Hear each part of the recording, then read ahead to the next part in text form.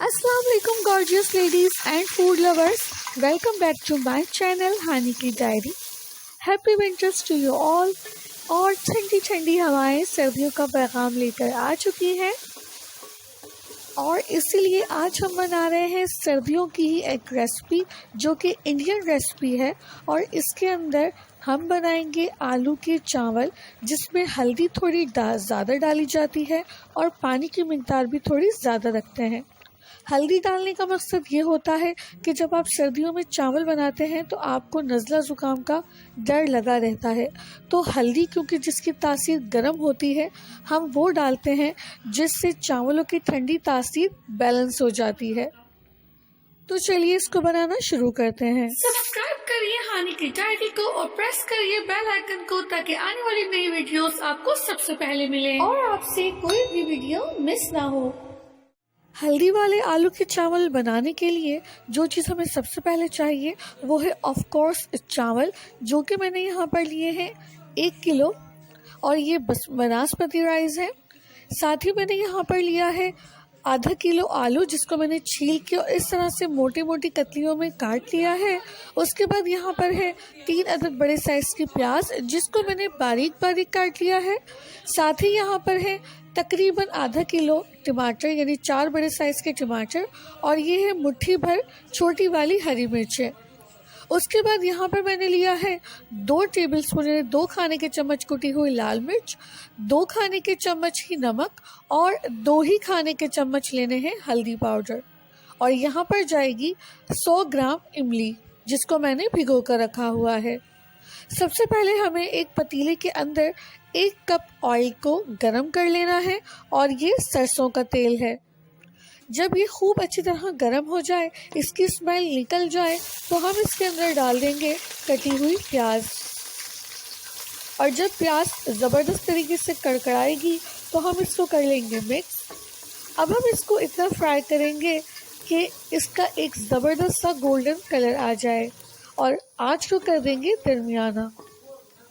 तो यहाँ पर आप देख सकते हैं कि प्याज का बहुत ही खूबसूरत गोल्डन कलर आ चुका है. बस यही कलर हमें चाहिए था. तो अब हम इसके अंदर शामिल कर देंगे 3 टेबलस्पून अदरक लहसुन का पेस्ट. जैसा कि इंडियंस इसको मसाला भात कहते हैं यानी मसाले वाले चावल, इसलिए इसके अंदर अदरक लहसुन का पेस्ट ज़्यादा शामिल किया जाता है. और आपको ये भी बताते चलूँ कि अदरक लहसुन की तासीर भी गर्म होती है. बहरहाल अदरक लहसुन को डालने के बाद हमें इसको 2 से 3 मिनट अच्छी तरह से फ्राई करना है. और जब ये अच्छा सा फ्राई हो जाए, इसकी स्मेल निकल जाए, तो हम इसके अंदर डाल देंगे टमाटर जिनको हमने इस तरह से लंबा लंबा पतला पतला काट लिया है. टमाटर डालने के बाद हम इसको कर ले हैं थोड़ा सा मिक्स और उसके बाद शामिल कर देंगे हमारे स्पाइसेस यानी कि 2 चम्मच हल्दी, 2 चम्मच नमक और 2 चम्मच कुटी हुई लाल मिर्च. आप नमक का जो हिसाब किताब है वो अपने टेस्ट के अकॉर्डिंग ही रखिएगा. और यकीन करें कि ये इतने मज़े के बनते हैं, एक बार खाने के बाद आप इसको खुद ही बार बार बनाएंगे और अपनी डेली लाइफ की जो आपकी कुइजीन है उसके अंदर इसको शामिल कर लेंगे. तो चलिए अब हम इसको 5 मिनट के लिए कवर कर देते हैं ताकि हमारे टमाटर सॉफ्ट हो जाएं. तो 5 मिनट हो चुके थे. अब मैं कवर हटा कर देखती हूँ तो यहाँ पर तमाम के तमाम टमाटर अच्छे से सॉफ्ट हो चुके हैं. तो चलिए इनको हम फ्राई कर लेते हैं ताकि ये सारे टमाटर नाइसली मैश हो जाएं और एक अच्छा सा मसाला यानी ग्रेवी रेडी हो. तो जब हमें लगेगा कि जो टमाटर हैं वो अच्छी तरह से मैश हो चुके हैं और जो मसाला है ख़ास तौर पे हल्दी, उसकी स्मेल भी निकल चुकी है, तो हम इसके अंदर शामिल कर देंगे आलू. आधा किलो आलू जिनको हमने छील के मोटे मोटे स्लाइसेस में काट लिया था वो हमने इसके अंदर ऐड कर दिए हैं. अब तकरीबन 10 मिनट तक हम इस मसाले को अच्छी तरह से भूनेंगे और 10 मिनट तक फ्राई करने के बाद जो खुशबू और जो टेस्ट आपको मिलेगा आप उसी से अंदाज़ा लगा सकेंगे कि ये कितने मज़े की डिश बनने वाली है. और इसके अंदर बहुत ही कम इंग्रेडिएंट्स यानी कि अज्जा डलते हैं, उसके बावजूद ही ये इतनी मज़े की होती है। तो जब मसाला भुन गया, मैंने इसके अंदर शामिल किया है 2 से 2.5 लीटर पानी। जैसा कि मैं बता चुकी हूँ, इसके अंदर पानी की मिकदार थोड़ी ज़्यादा रखी जाती है। पानी डालने के बाद हम तमाम चीज़ों को अच्छे से मिक्स कर लेते हैं और फ्लेम को कर देंगे हाई। आँच को तेज़ करके एक बॉयल आने तक पका लेते हैं। तो देखिए, आँच को तेज़ करके एक बॉयल जैसे ही आने लगा, हम इसके अंदर शामिल कर देंगे चावल, जिनको हमने अच्छी तरह से वॉश कर लिया है। आप यहाँ पर टोटा चावल भी यूज़ कर सकते हैं।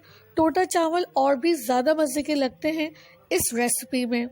साथ ही हम ऐड कर रहे हैं वो इमली जो हमने पानी में भिगो कर रखी थी, उसी पानी समेत। अब इसको कर लेते हैं अच्छी तरह से मिक्स। और यहाँ पर एक चीज़ आपको बता दूं कि नमक को टेस्ट कर लीजिएगा। अगर आपको नमक कम लगता है तो नमक और ज़्यादा आप डाल सकते हैं, क्योंकि जब भी हम चावल बनाते हैं उसका जो पानी होता है उसमें नमक थोड़ा सा चटकीला होना चाहिए। तो चूँकि आँच तेज़ ही थी, इसीलिए जैसे ही यहाँ पर अच्छे से बबल्स आना शुरू हो गए, इसका मतलब ये हो गया कि अब हमें इसको कवर करके कुक करना है, फ्लेम को मीडियम करके। लेकिन उससे पहले मैं इसके अंदर शामिल कर रही हूँ हरी मिर्चें। हरी मिर्ची डालने के बाद हम इसको एक बार नाइसली मिक्स कर लेते हैं। और आप यकीन करें कि इस वक्त खुशबू इतनी मज़े की आ रही है जिसका कोई जवाब नहीं। चलिए, अब हम इसको उस वक्त तक पकाते हैं जब पानी बिल्कुल ड्राई नहीं हो जाता।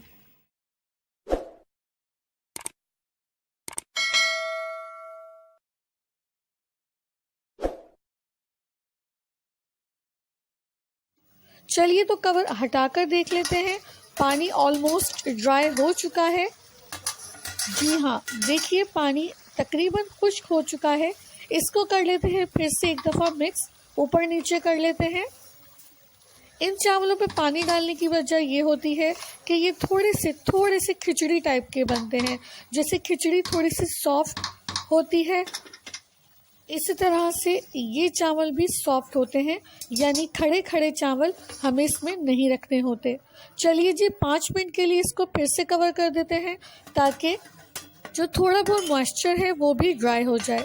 तो 5 मिनट हो गए थे, मैंने जब कवर हटाया है तो यहाँ पर तमाम का तमाम मॉइस्चर ड्राई हो चुका है। तो चलिए, अब हम इसको 1-2 दफ़ा चला लेते हैं ताकि नीचे से तमाम स्टीम बाहर आ जाए। और फिर हम इसको कर लेंगे सर्व, यानी एक बड़े से प्लेटर में ट्रांसफ़र करेंगे और फिर एंजॉय करेंगे। जी, तो हमारी इंडियन रेसिपी बिल्कुल तैयार है, जो कि बहुत ही मसालेदार, चटपटी और टेस्टी है। और इसका जो टेक्सचर है वो भी नाइसली सॉफ्ट खिचड़ी जैसा है। आप इसको ज़रूर ट्राई करें, मुझे पूरी उम्मीद है आपको बहुत पसंद आएगी। हमारे यहाँ तो इसे बहुत ही शौक से खाया जाता है। तो चलिए, जब तक के लिए मैं चलती हूँ।